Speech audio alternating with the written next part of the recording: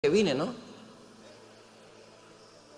Pero cuando uno no viene no se imagina qué pasó donde uno no vino. Ustedes saben que le preguntaron al mejor jugador de hockey del mundo, el hockey en hielo, si se llama pelota, pero no sé cómo llamarla, es el puck, es esa cosa como tapaderita. ¿Cómo se llama? El disco. Le preguntaron, ¿cómo hace usted para ser el mayor goleador de hockey? Y dijo, yo siempre estoy donde está el disco. Usted ha visto que la mayor parte de goleadores realmente son oportunistas. Normalmente siempre está donde cayó la pelota. ¿Eso es casualidad o ellos siempre están buscando estar donde va a estar la pelota?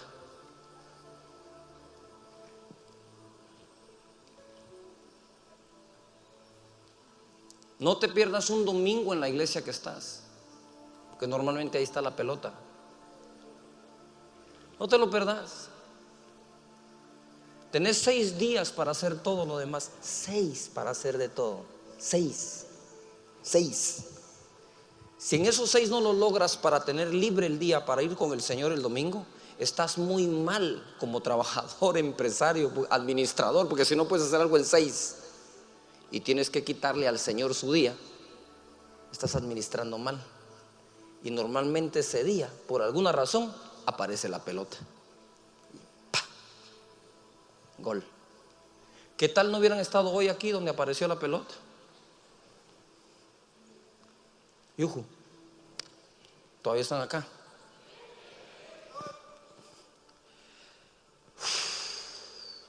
Y esta tarde, ustedes no se imaginan lo que les está esperando la tarde. De verdad.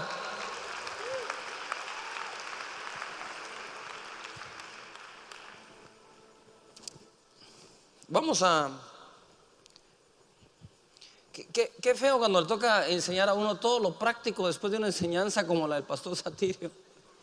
Uno es el aguafiestas, ¿verdad? Pero como yo tengo la pelota en esta iglesia, tengo que jugar. No estoy. Acompáñenme a Lucas capítulo 10, verso 1. 10:1.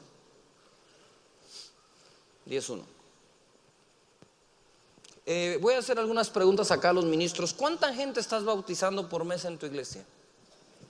¿Todavía hay bautismos en agua en tu iglesia?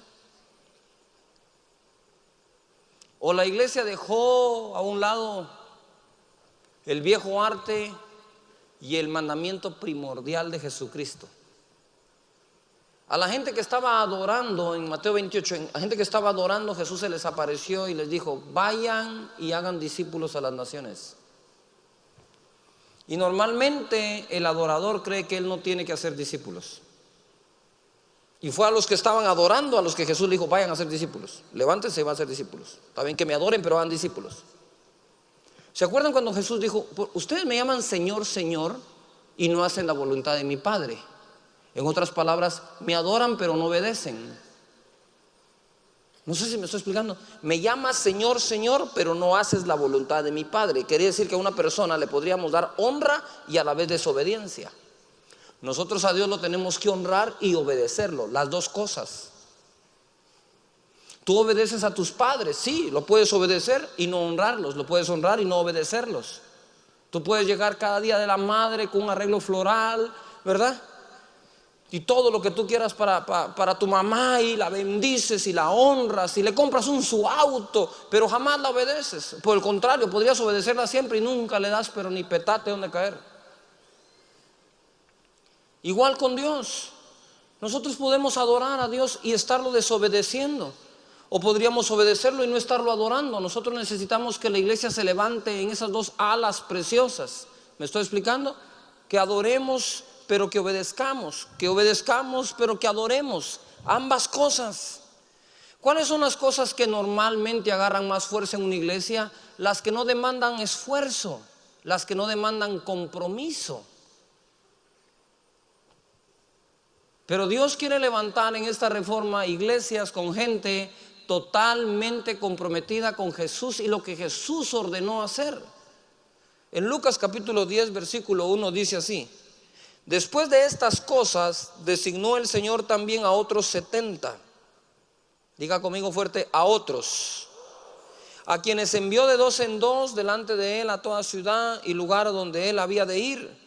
Y les decía: la mies a la verdad es mucha, mas los obreros pocos. Por tanto, rogad al Señor de la mies que envíe obreros a su mies.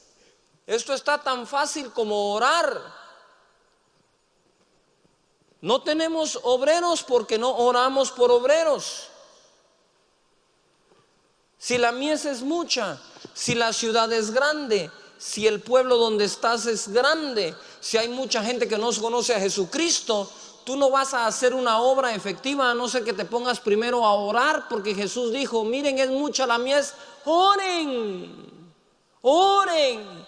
Pero los recursos de este siglo nos engañan. Los recursos que tenemos en este milenio nos engañan, no porque no sean buenos, son excelentes, pero nunca son sustitutos de la oración.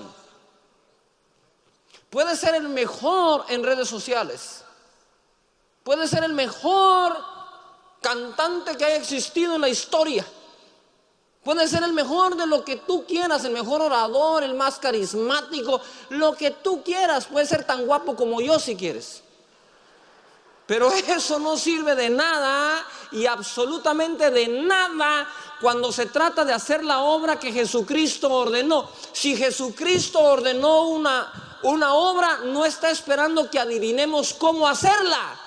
Él nos dice cuál es la obra y nos dice cómo hacerla. ¿Cuál es nuestro problema? Oramos por la mies. Siempre oramos: Señor, por los perdidos, por la mies. Y el Señor dice: yo te dije que ya está lista, no te dije que ores por la mies. Hay que orar por la mies. Te dije que ores por obreros. Si cambias tu oración, vas a cambiar tu visión. Empieza. Mira, pues, tú te metes en el cuarto. Señor, ¿cómo es que le llaman ustedes? Pecadores le llaman. Señor, los que no te conocen, Padre, tócalos, Padre. Y mire esta, es que la ponemos así: tráelos a la iglesia, Señor. Que cuando pasen sientan algo y se metan. Yo no vengo de pastorear patos, conozco muy bien de qué estoy hablando. Pero cuando tú cierras la puerta y dices: Señor, obreros, Señor, obreros, Señor, dame obreros, el Señor te dice: ¿y tú qué?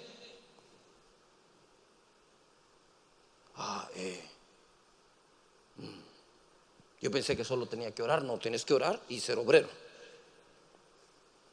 Jesús pasó la noche entera orando antes de que aparecieran sus primeros 12 discípulos.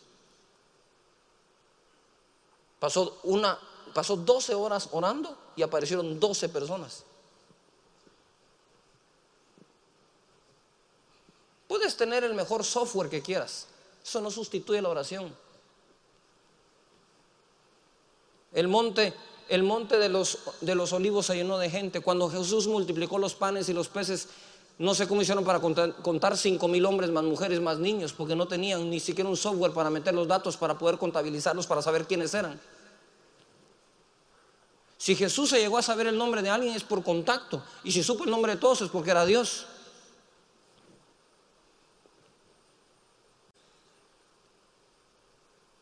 Que esta era moderna, y lo dice alguien que está metido en ella. No te confunda de cuál es el recurso a utilizar para que algo pase. Levanta tus manos al Señor y di conmigo: voy a orar por obreros. De nuevo di: por obreros. Di de nuevo: por obreros. ¿Por qué tu grupo no se llena en casa? Porque no oras por obreros. ¿Por qué no completas tu número de discípulos? ¿Por qué no oras por obreros? Jesucristo es sencillo, dijo: oren por obreros. Fue lo mismo que le dijo a sus primeros 12: la mies es mucha, los obreros pocos. Oren por obreros. Oraron por obreros y aparecieron los 70. Y cuando tuvo los 70 le dijo: ¿saben qué? Les tengo una gran noticia, que la mies es mucha, los obreros pocos. Oren por obreros. Y sigue con obreros la onda. En algún lugar a alguien se le ocurrió la brillante idea de que no hay que tener obreros, que no hay que hacer discípulos.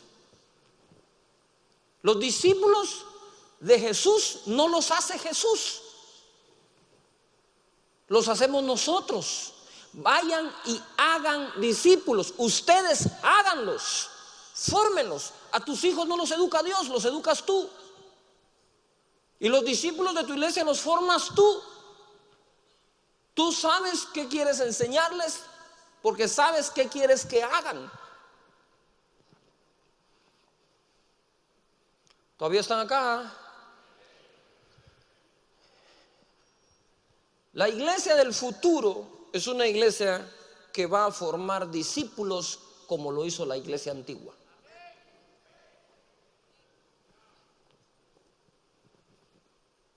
Hemos sustituido el viejo arte de hacer discípulos por el nuevo arte de hacer shows. ¿Cuál será el show del Congreso? ¿Qué show va a haber el domingo? Y profetizo, los nuevos shows van a ser, este domingo un ciego va a ver.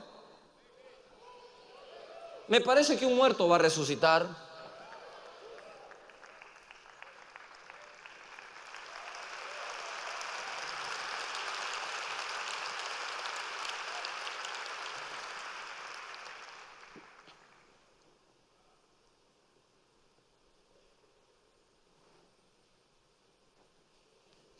¿Cómo trabajar con discípulos? La primera cosa que quiero que aprendan de los discípulos o de hacer discípulos es: nadie es digno de confianza. Pongan atención, esta es muy gruesa. La primera es un ¡bah! De una vez.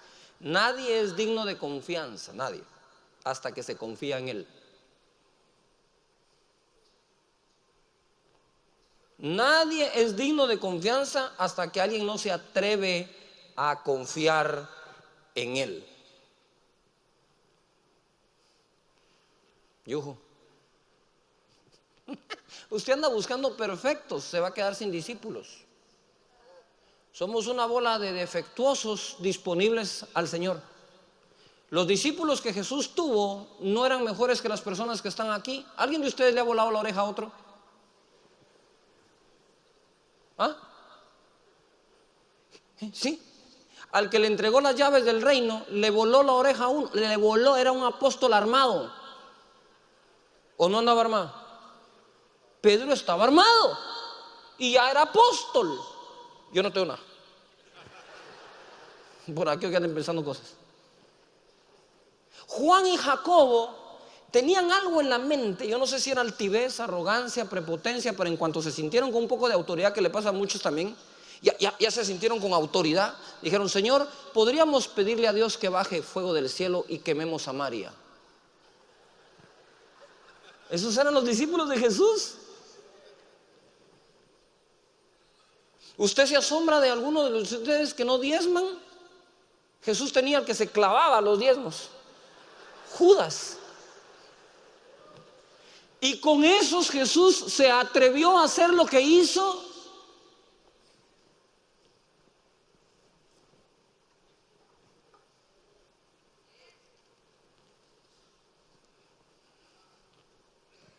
Jesús no tuvo los mejores, pero tuvo los más disponibles a hacer lo que Él dijera que hiciera.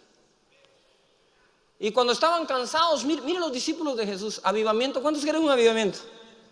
Miren los discípulos de Jesús. Jesús está en un avivamiento haciendo milagros, señales, prodigios. El monte está lleno de gente. Tienen el día entero pasaron ahí. Y empiezan los discípulos: maestro, no sé cómo decirte esto, pero la gente está muy cansada. ¿Por qué no los despides y que vayan a comer? La gente no estaba cansada, la gente estaba feliz. El muerto que llevaron revivió, el leproso estaba limpio, ¿verdad? Al que le faltaba una mano ahora se está estrenando, repartiendo panes y peces con nuevo brazo. Y aquellos, despídelos para que tengan algo de comer. Mira los discípulos como eran unas bellezas. Y usted está asustado de los suyos. No, hombre, espérese. Y Jesús le dice: ¿y por qué no les dan ustedes de comer? Nosotros, ¿no? Se regresa donde los otros, ¿va? ¿Qué te dijo? No resultó. Dice que ahora nosotros les tenemos que dar de comer. Ah, ¿sabes qué? Judas, ¿cuánto hay? Pero la verdad, Judas, la verdad, nada de estar diciendo, ¿qué? ¿Cuánto hay? Como ya había hecho las cuentas, 200 tenemos nada más, 200 denarios. Esa es la respuesta, decirle que solo tenemos 200. No hay recursos para continuar el avivamiento. Decirle que solo hay 200.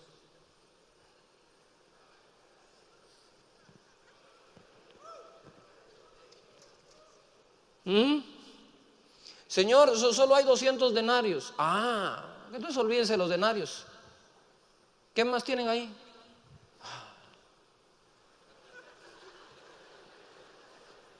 ¿Qué te dijo? No lo convenzo con nada. Vamos a tener que seguir trabajando toda la noche. Ya no aguantamos este congreso en Sancha. No, sin amor.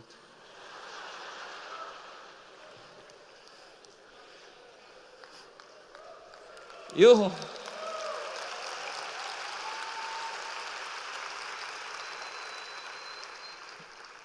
Ya no. Cambiemos el programa. ¿Qué te dijo? Que no, que tenemos. Está más fácil. Tráete los panes y los peces que tenés. Solo hay 5 panes, 2 peces, dáselos. Con esta la para. Ahorita descansamos. No hay pena. Señor, los 200 no alcanzan. Si tuviéramos plata, no hay panaderías que nos den panes para tanta gente. Aquí hay 5 panes y 2 peces. Dámelos, le dijo. Padre, muchas gracias. Repártanlos.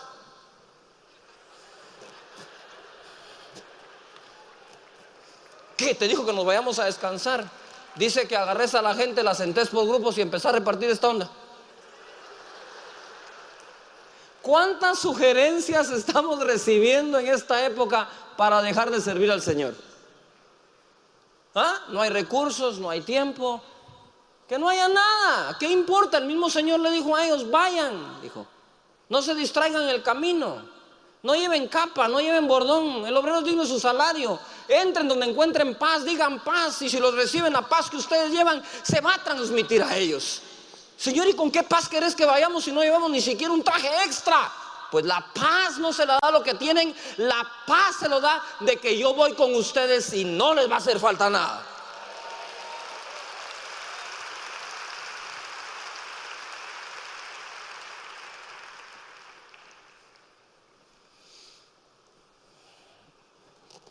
¿Sabe una de las cosas que me agrada de la juventud? ¿Cuántos son solteros aquí? Den gritos de júbilo mientras puedan. ¿Cuántos están casados aquí? Hipócritas son, a ver. Ahora sí les salió el grito porque tenían que competir con los solteros, ¿verdad?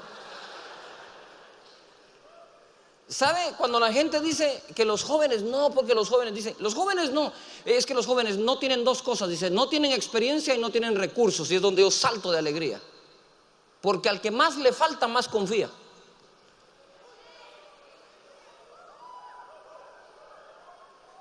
¿Sabe por qué cuesta que el adulto sirva tanto? Porque tienen tanta experiencia que siempre saben cómo hacer las cosas, pero nunca hacen nada. Y tienen tantos recursos que están preocupados por ellos y nunca tienen tiempo para servir al Señor.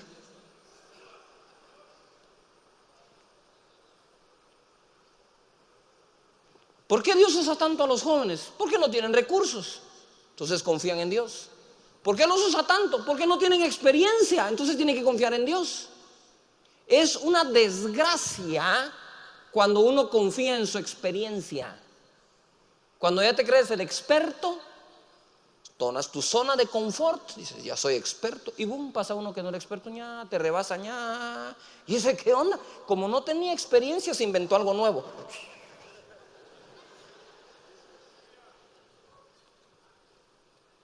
Te pueden rebasar, no tardan en hacerlo.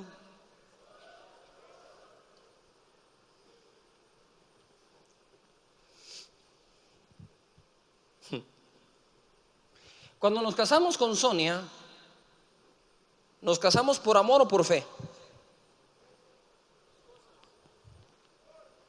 Por amor me podía esperar otros años. Ya no aguantaba, pues. Nos casamos por fe, porque había que darle comer. Había que creer que íbamos a tener una casa, que íbamos a tener el trabajo, todo. Bendito Dios que así nos casamos, porque toda nuestra vida ha sido una vida de fe. Todo el tiempo ha sido fe, fe, fe, fe. Me encanta cada vez que Dios me manda a hacer algo para lo que no tengo, como esto. Ni en cuenta teníamos para empezarlo, mucho menos para terminarlo. Entonces te engañan, los recursos te engañan, las riquezas te engañan, las riquezas constantemente te están engañando. Nos pasa.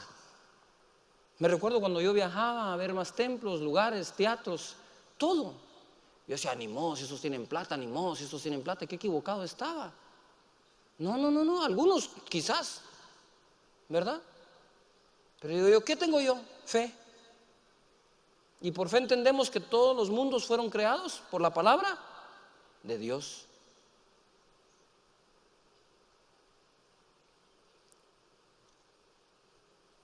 No esperes ser rodeado de la mejor gente, pero espera ser rodeado de la gente que más dispuesta esté a servir a Dios con todo su corazón, con toda su mente y todas sus fuerzas. Porque esa en realidad es la mejor gente.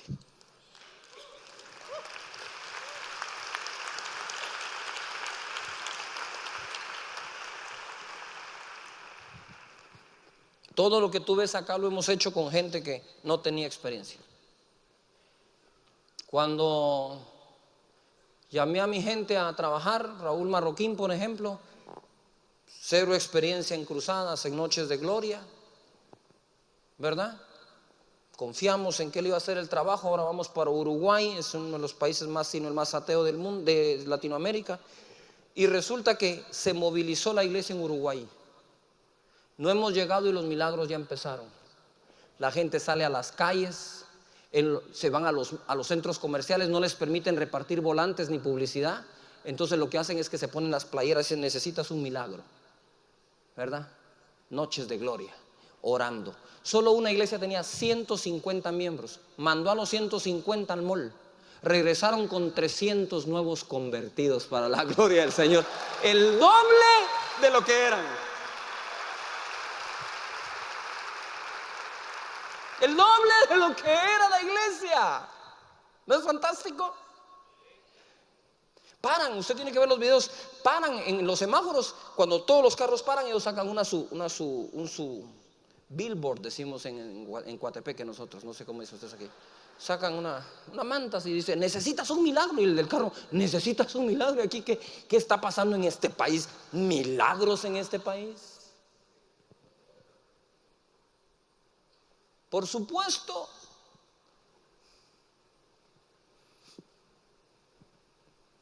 A cada uno de ellos, el pastor Chepito, de cariño, Puzzu, para balancear, como es italiano, entonces había que ponerle Chepito para balancearlo un poco, si no, Dios me guarde.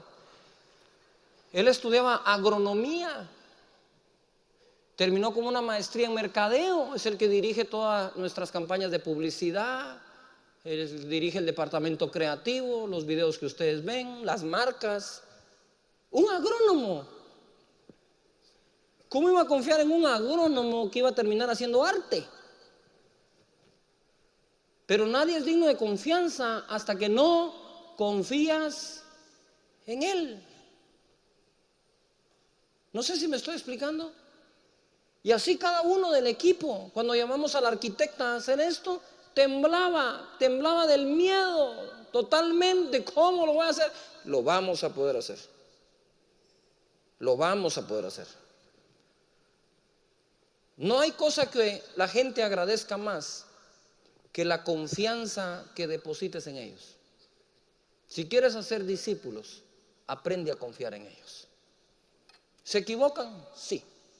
Me recuerdo de un apóstol que yo oí mexicano que decía, yo mando a todo el que quiere ser pastor, lo mando a la montaña, y eso voy a hacer yo aquí también. Sí, al campo misionero. Si pueden allá, pueden aquí, ¿verdad? Y decía, los mando a la montaña, dice, los mando a predicar. Al principio dicen 2 o 3 herejías, pero después se componen, dice.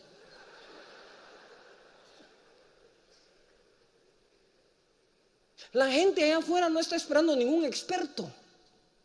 La gente afuera está esperando testimonios.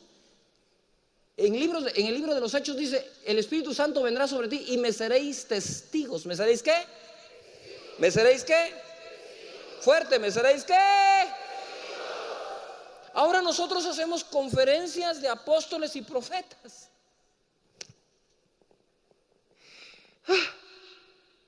En vez de hacer conferencias de discípulos y de testigos.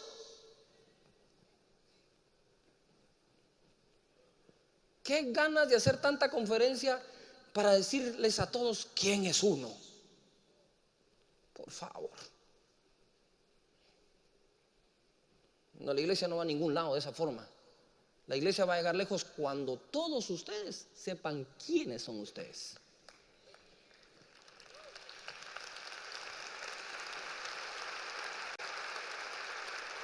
Los 5 ministerios están para edificar a la iglesia, no para edificarse de la iglesia.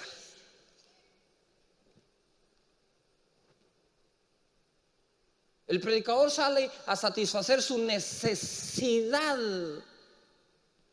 de predicar. Uno sale a satisfacer la necesidad que la gente tiene de aprender. Le tenemos que dar la vuelta a las cosas si queremos que funcionen. Los 5 ministerios están presentes mucho en el modelo de Jesús. Primero es apostólico porque enviamos a la gente. Ser apóstol es un enviado. Y yo aquí vacilo mucho con lo de ser apóstol o ser pastor. La palabra de Dios dice que apóstol es ser ¿qué? Enviado. Les voy a dar solo el balance a esto. Y soy un apóstol, ¿sí? De hecho, como dijeron anoche, el presidente del Consejo Apostólico de Guatemala es su servidor. Sé que es ser un apóstol. Sé que es ser eso. Bendito Dios, hago la obra, las señales me acompañan. Bendito sea el Padre. Pero ser un apóstol es ser un enviado. ¿Me estoy explicando?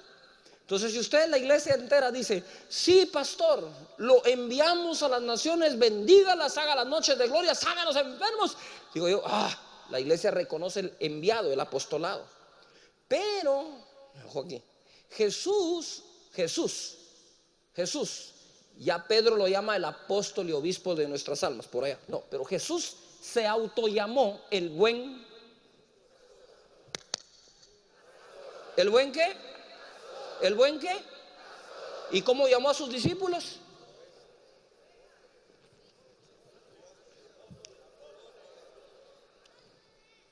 Para más aquel niño colado, porque no está aquí. No sé cómo lo lograron meter, pero está bien. Y ojo pues, gloria a Dios, hijo, que estás aquí y que tenés sabiduría. Jesús se autollamó ¿qué? ¿El buen qué? ¿Y a los discípulos los llamó? Apóstoles. Ay, Dios mío.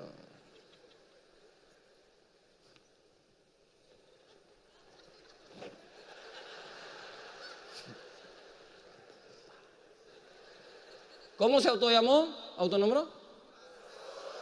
¿Y cómo llamó a los discípulos? O sea que el pastor enviaba a los apóstoles.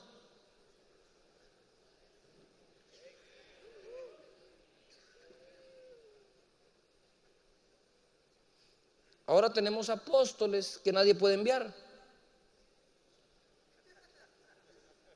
Y pastores que los envían los apóstoles. Ni el significado de la palabra nos casa. La obra de abrir los grupos en casa es apostólica porque tú capacitas a la gente, tiene el ministerio de maestro, porque tienes que enseñarles a todos doctrina adecuada, sana, fundamental. Tiene el ministerio de pastor porque todos van con compasión por las ovejas porque están como ovejas sin pastor, pastorean las ovejas. Tienen el ministerio apostólico porque son enviados a hacer la obra. Entonces tiene el pastoral, el maestro, el evangelístico, obvio. Nadie discipula al que no gana. Usted quiere discipular a alguien, primero gánelo. Y es profético porque Jesucristo dijo: yo no regreso hasta que este evangelio no se predique en todo el mundo. Y todo el mundo lo anda predicando por todos lados hasta que Él regrese. Así que en ese sencillo modelo están incluidas las 5 expresiones ministeriales. Están incluidas.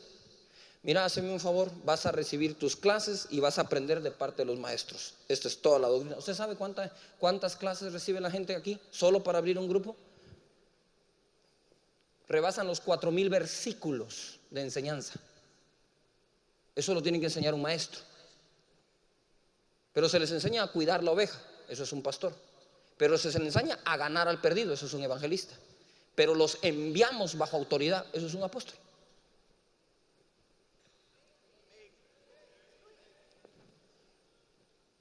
Aparte estamos los 5 ministros que representamos esos 5 ministerios. No sé si me estoy explicando. Pareciera que no. Pero como todo cuando se enseña de esto confunde, los terminé de confundir un poco para andar en la línea de la confusión. Quiero que me acompañes rápidamente a Jueces capítulo 6, verso 12. Y el ángel de Jehová se le apareció y le dijo: Jehová está contigo, varón esforzado y valiente. Y Gedeón le respondió: Señor mío, si Jehová está con nosotros, ¿por qué no nos ha sobrevenido todo esto? ¿O nos ha sobrevenido todo esto? ¿Y dónde están todas tus maravillas que nuestros padres nos han contado, diciendo: no nos sacó Jehová de Egipto, y ahora Jehová nos ha desamparado y nos ha entregado en mano de los madianitas? Y mirándole Jehová le dijo: ve con esta tu fuerza y salvarás a Israel de la mano de los madianitas. ¿No te envío yo? Entonces le respondió: Señor mío, ¿con qué salvaré yo a Israel? He aquí que mi familia es pobre. Mira, ahí están las clásicas excusas.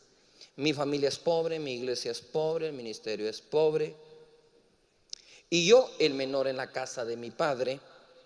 Jehová le dijo: ciertamente yo estaré contigo y derrotarás a los madianitas como a un solo hombre. No le dijo: te voy a mandar los recursos, dejarás de ser pobre, deja de estar llorando porque sos el menor. Dijo: yo voy a estar contigo, eso es suficiente. No sé si me estoy explicando esta mañana, pero quiero que le pongan atención acá. A este segundo punto yo le llamo: fortalezca usted las fortalezas de sus discípulos. El Señor reconoció la fuerza que tenía Gedeón. Dijo: hey Gedeón, ve con esa tu fuerza con la que me estás alegando, solo que alega en sentido contrario. No es a mí al que me tenés que decir eso. Ve contra los madianitas, yo voy a estar contigo. Si ustedes quieren tener una iglesia fuerte, deben de hacer discípulos, pero no se hace discípulo si no se confía en ellos, y segunda, si no se reconoce la virtud que cada uno de ellos tiene. Un pastor inseguro no puede tener una iglesia sólida.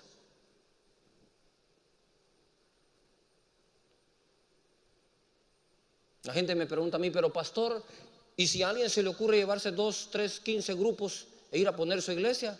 Pues problema de él. Al fin y al cabo, antes de que esto pasara, ni existían esos discípulos. Ahora por lo menos ya existen. ¿Cuál es el temor? Tienes que echar fuera el temor de tu corazón si quieres levantar una iglesia con discípulos. Hay discípulos que salen chuecos, como decimos, gachos, malos, sí hay. Al Señor le pasó con uno.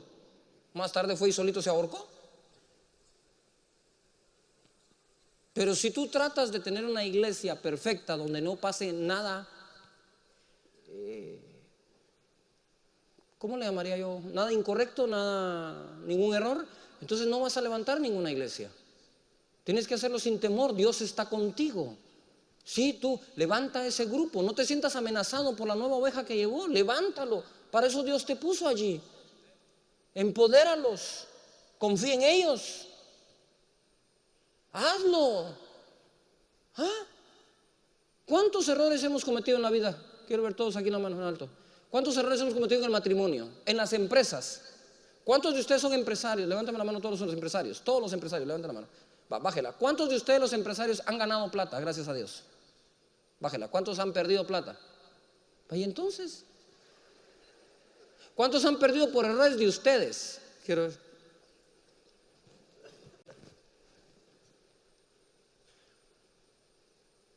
Ustedes los pastores quieren vivir en una cúpula como que muy segura, sin riesgos. Hay que arriesgarlo y arriesgarlo todo. Primera de Juan 4:4 dijo: hijitos, les dice el apóstol, vosotros sois de Dios y los habéis vencido, porque mayor es el que está en vosotros que el que está en el mundo. Nuestra gente tiene que saber que el que está con ellos es mayor que el que está en este mundo. Tienes que saber que Dios mora en ellos, Jesucristo mora en ellos, el Espíritu Santo mora en ellos. El Espíritu Santo los bautizó y les dio dones. No les dio dones para estar desocupados, les dio dones para que tú los emplees en el reino y los envíes a hacer algo. Aplaude esas victorias que ellos tienen.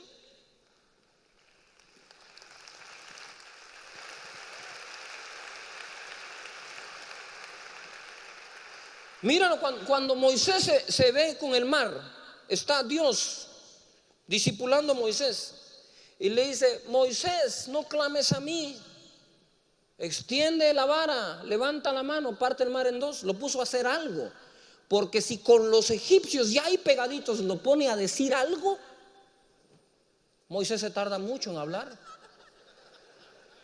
No sé si me explico. Por eso le dijo: no clames a mí, porque ¿cuándo vas a terminar? Dios, todo, ya tenés a los egipcios encima. Dijo: no sabe hablar, pero sabe levantar la mano. Levanta la mano y que se abra el mar. Dios se atrevió a tener al hombre que iba a dictar la ley al pueblo con problemas de habla. Y tú no te atreves a mandar a alguien con un compañero, sin nadie más, a abrir un pequeño grupo que va a tener 6 personas. ¿Qué daño te puede hacer eso? Atrévete. Aprende cómo. Hazlo. Pero si nosotros queremos trabajar, ¿sabe cuántas servidoras hay aquí los domingos? Como 1500. Que están sirviendo con los niños, en las puertas, en los parqueos, aquí adentro, en todos sitios están sirviendo. ¿Se equivocan? Sí, se equivocan, claro que se equivocan, pero aprenden y lo hacen con amor, lo hacen con cariño, lo hacen con excelencia, se esfuerzan. Dale un aplauso a toda esa gente, por favor.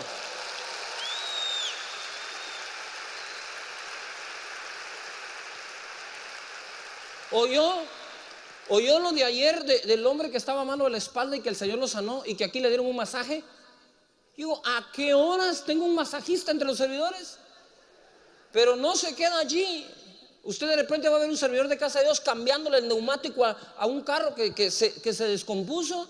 La vez pasada trajeron a un enfermo, era anciano, tenía pañales, pampers, porque se defecaba él. Y mientras el Señor lo sanó, los servidores lo tomaron, lo limpiaron, lo cambiaron, lo lavaron. ¿Quién le está buscando un defecto a ese servidor con semejante virtud de amor?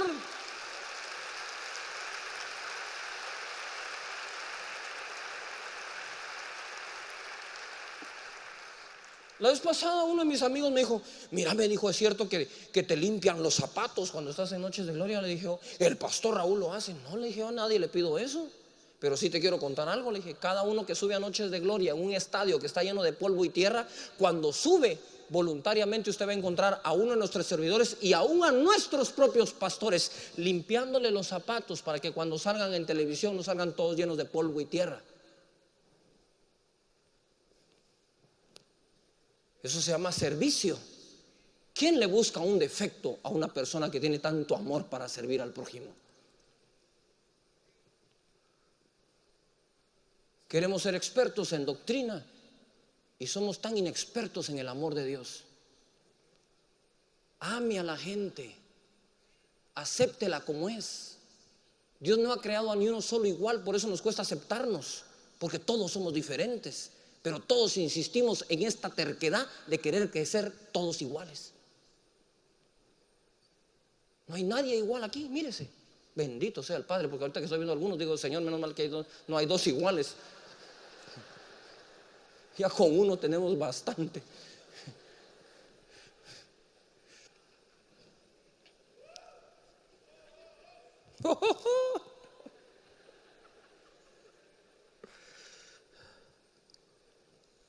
¿Cuántos creen que puede reforzar a su gente? Darles un aplauso, darles una palmada, decirle: está bien hecho, sigue adelante, lo puedes hacer.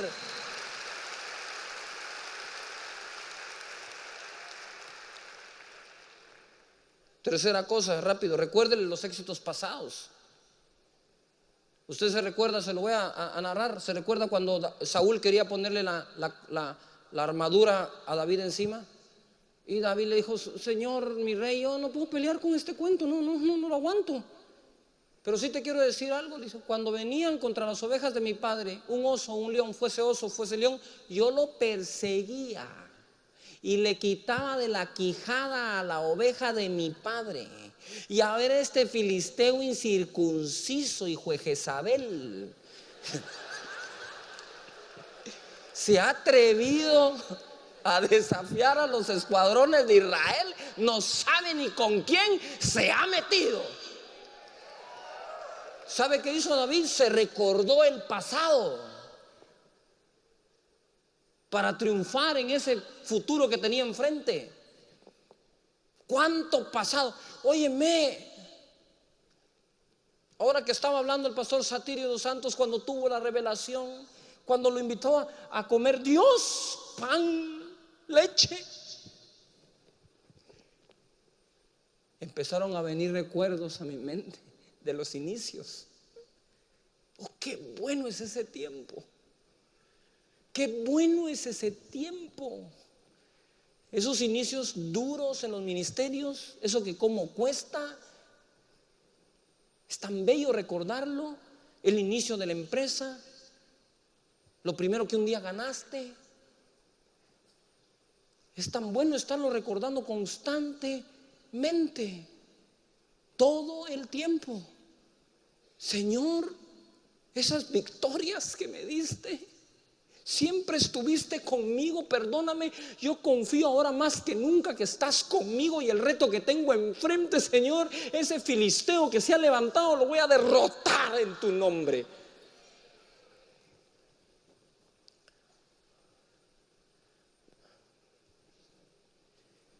La iglesia necesita buenos comebacks. Eso es. Recuérdese el pasado. Miren lo que dice el versículo 37 de 1 Samuel 17. Gracias. Dice así: añadió David, después de lo que dijo, añadió: Jehová, que me ha librado de las garras del león y de las garras del oso, él también me librará de las manos de este filisteo. Siempre me ha librado y siempre lo hará. Cada vez que han venido los retos y los desafíos, la cosa se pone terrible. La gente me pregunta: ¿cómo puede dormir en paz? Y de verdad que sí duermo en paz. ¿Sabe cuáles son las noches que no duermo? Cuando Dios me habla. Las penas, problemas y desafíos jamás me han quitado el sueño.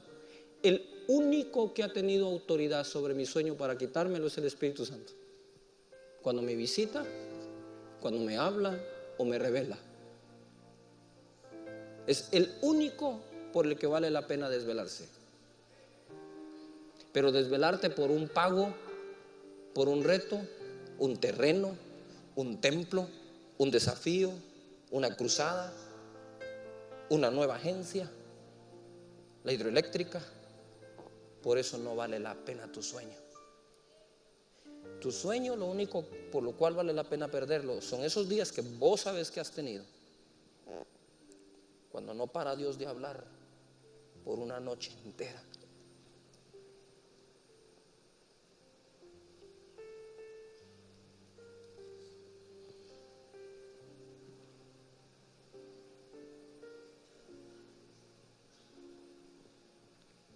Cuando empieces y aprendas a perder el sueño por las cosas buenas, vas a dormir delante de las cosas malas.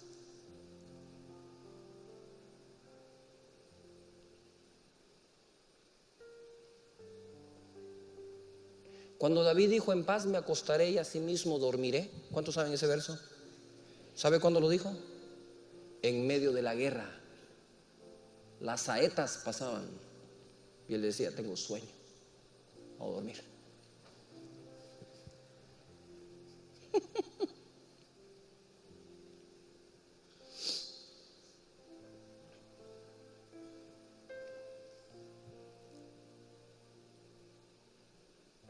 La iglesia del futuro tiene que ser una iglesia de total confianza en Dios.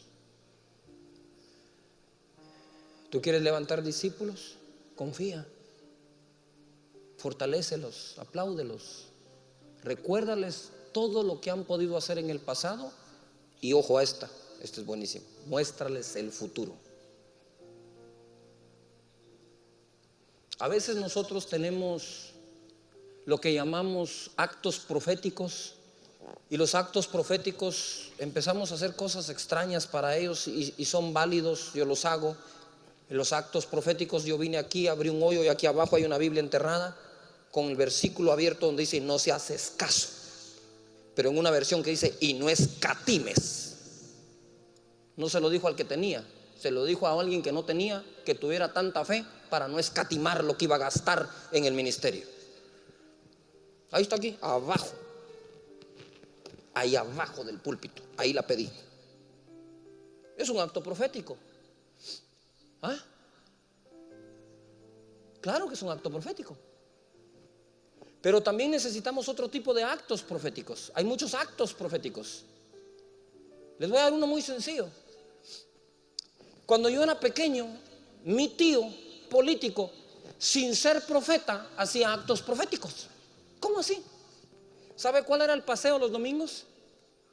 Los domingos agarraba su BMW, nos metía en el carro, me iba yo atrás en el BMW y me decía: vamos a ir a ver casas. E íbamos a ver casas a las mejores colonias. Y él ahí en el carro decía: una así vamos a tener. Y yo decía: yo un carro así quiero tener también ese. Con algo hay que empezar. Eso se te queda metido, no sé si me explico. Se te queda metido, impregnado. Cuando tú vienes a este lugar, si no eres de casa de Dios, y estás soñando con un templo, y estás soñando con un terreno, este edificio es un acto profético para ti. Tú le dices a los discípulos: vamos a ir a ver templos. Vamos a ir a ver. Los vamos a ver.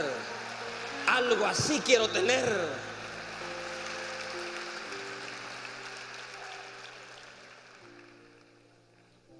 Mira lo que pasó en Números capítulo 13. Ay, esto está buenísimo. Dice: los envió pues Moisés a recorrer la tierra de Canaán, diciéndoles: subid de aquí al Negev y subid al monte.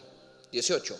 Y observad la tierra como es, y el pueblo que la habita, si es fuerte o débil, si poco o numeroso. Pregunto: ¿ya Dios sabía cómo era? Pero ¿quiénes no lo sabían? O sea que Dios sabe cosas que tú no sabes. Pero para que tú lo sepas, Él te dice: observa. Todo el mundo grite: observa. Observa. Dígaselo al vecino: observa. Dile: no, observa. Dije: observen la tierra, les dijo. ¿Cómo es la tierra habitada? Si es buena o mala. ¿Y cómo son las ciudades habitadas? Si son campamentos o plazas fortificadas. ¿Y cómo es el terreno? Si es fértil o es débil o estéril. Si el que dice: si en él hay árboles o no. Y esforzaos y tomad del fruto del país. Y era el tiempo de las primeras uvas. Y ellos subieron y recorrieron la tierra desde el desierto de Sin hasta Rehob, etcétera. Versículo 23. Y llegaron hasta el arroyo de Escol, y de allí cortaron un sarmiento con un racimo de uvas, el cual trajeron 2 en un palo, y de las granadas y de los higos. Quiere decir que el racimo de uvas era tan grande que había que cargarlo entre 2 personas colgado en una vara. O era un gran racimo o eran unas uvas de este tamaño. No sé cuál de las dos pasó, pero era abundancia. Y lo trajeron para mostrárselo al pueblo. ¿Por qué? ¿Qué era lo que Dios quería hacer? Ponga atención ahora, porque el Espíritu Santo va a venir sobre ti ahora. Proféticamente. ¿Cómo me hubiera gustado ser Josué o Caleb a mí? Estar ahí presente. Porque yo lo que le he dicho, miren estas uvas, aquellos, oh, ¿qué uvas? ¿Las quieren? Amén. Vayan allá adentro que ya están. Me hubiera encantado decirles eso. ¿Quieren más uvas? De estas, esa tierra está llena. No. Te voy a decir algo que te va a volver loco.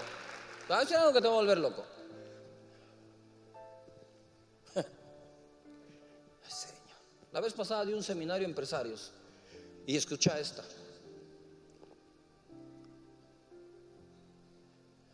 Bueno, voy a partir de lo no controversial a lo controversial. ¿Cuánto es la mayor cantidad de gente que has bautizado en tu iglesia? Dímelo. Aquello que dijiste es wow, 300. De eso hay más allá adentro. Porque siempre cuando te aparece lo más grande de algo en tu vida, solo es el racimo de uvas, que es la muestra de que hay más racimos iguales allá adentro.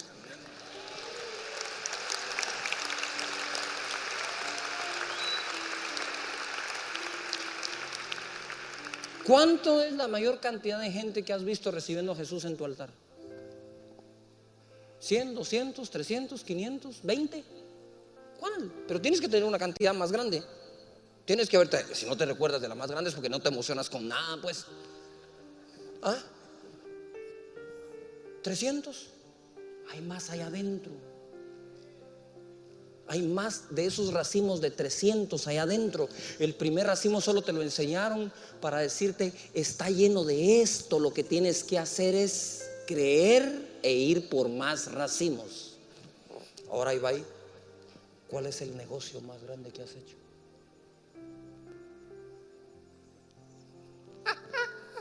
¿Cuál es el cheque más grande que ha cobrado tu empresa? ¿Ok? Tú dices, ese cheque, el más grande que cobré, de ese cheque, el más grande, ese es el racimo. Allá adentro hay más igualitos.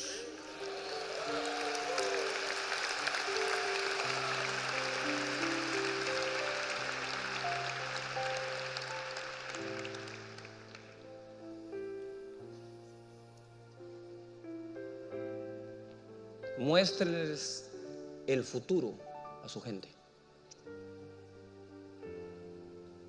Muéstreles el futuro a su gente y quizás un día le pueda mostrar el futuro a su nación entera.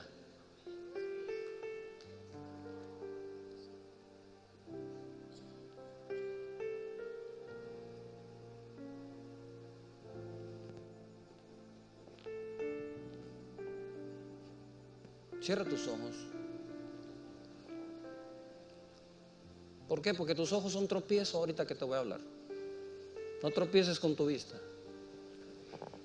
No importa lo que te dediques. Tu grupo en casa, ¿cuál fue la mayor cantidad de gente que viste llegar? Hay más de eso. Esa debería ser la norma. Lo que un día fue lo más grande ahora se vuelve la norma. Eso es lo que Dios quiso hacer. Vayan a la tierra y obsérvenla. Observen. Porque hay más allá adentro. Uy, qué unción.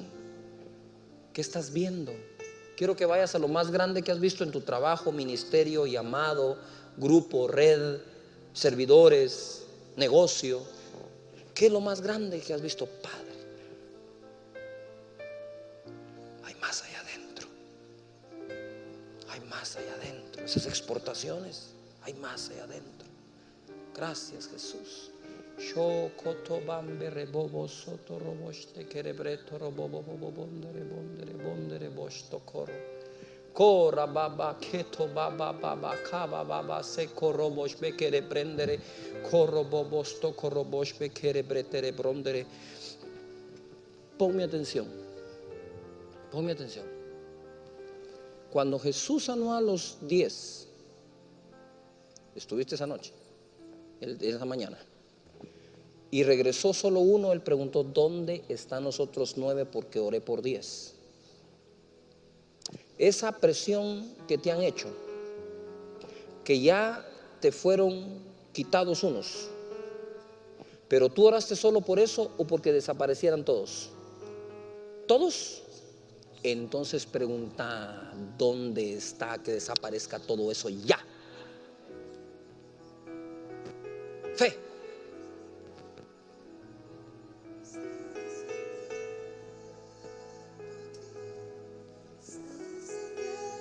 Fe. Fe. Fe. Hay más de esos. Hay más. Hay más, hay más, hay más, hay más, hay más, hay más.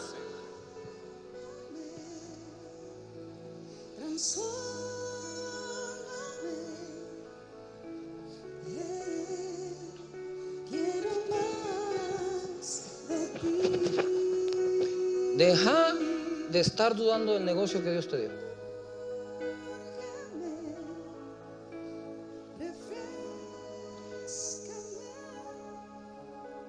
El fruto de la vida es figura de la sangre de Jesús, no es malo. Así que deja de dudar de eso.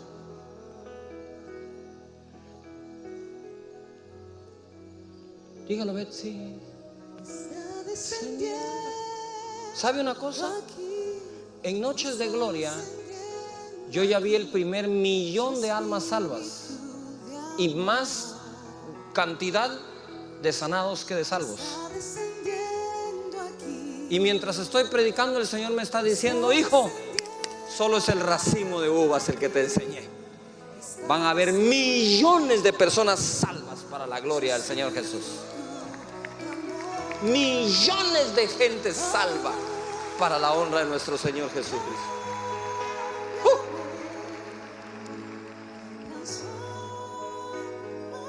Ponte de pie.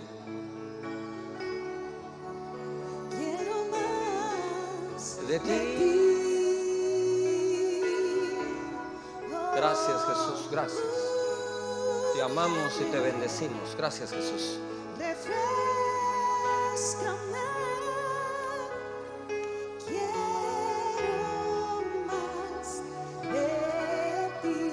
¿Cuántos de ustedes van a trabajar con la gente?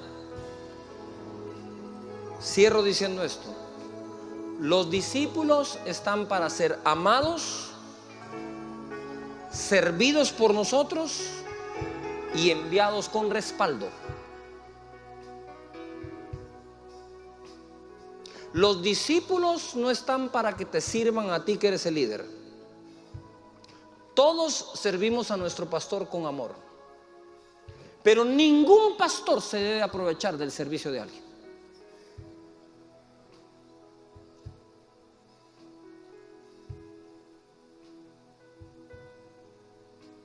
Hay gente que se ha levantado como abusiva para con las personas.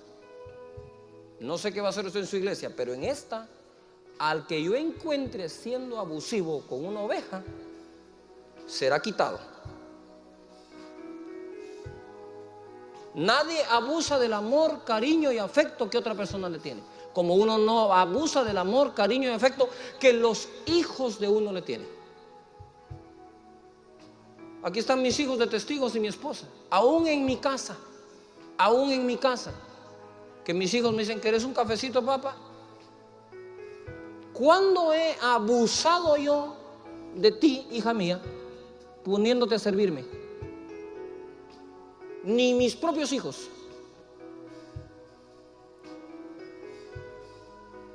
Los discípulos están para hacer la obra del evangelio. Para eso fueron llamados.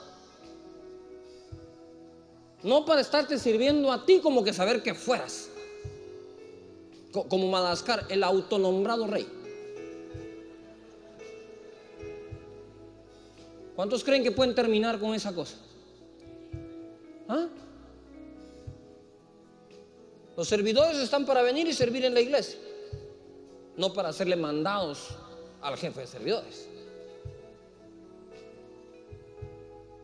¿Me estoy explicando claramente acá? Levanta las manos al cielo y di conmigo: Señor, claramente aceptamos hacer discípulos, confiar en ellos, reforzarlos, empoderarlos, recordarles sus victorias, enseñarles el futuro. El futuro, di conmigo, es muy bueno. Amén.